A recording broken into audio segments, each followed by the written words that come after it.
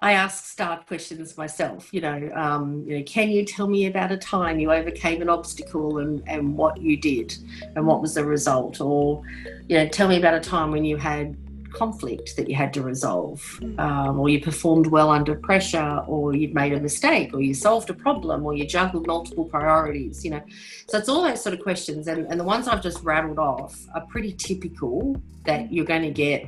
If not one of those, you're going to get probably a few of them. And again, I would advise that there are fairly typical STAR questions that most people will use, most recruiters will use, because I think it's, as we talked about, recruitment process may change as to how it's being done, but the what is still pretty consistent.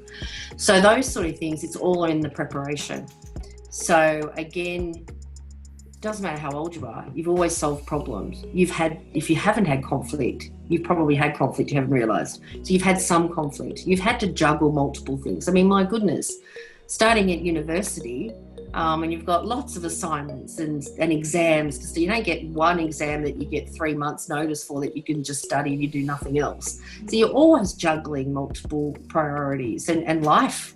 In life you do.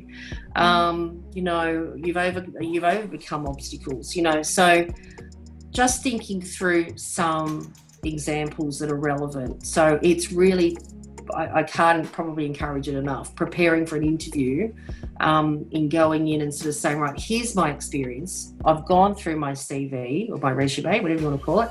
And I understand each elements of my resume, where my achievements are, where my strengths that I would love an opportunity to talk about. And you have some examples. Think about the questions and how you're going to answer it. Even as students, do it with each other. Take roles in being the interviewer and the interviewee, and do that and give each other feedback. I mean, for some tough roles, I've sat with my husband. He's not a HR leader, but I've sat with him and gone, I'm going to just give you a few answers. What do you think? And he's given me feedback. Because I know early in my career, particularly very early in my career, I've come out of interviews and gone, why didn't I give that as an example? Why didn't I answer it this way? And you know why? Because I didn't prepare. Because in that moment, as I said to you, you've only got a few seconds to answer it. You can buy yourself a few seconds by, delaying and collecting your thoughts, but you've only got a few seconds. And so preparing those sort of answers. And in every interview, you're always going to get questions you weren't expecting. That's life. And you'll just answer it the best you can at the time and you'll learn from it.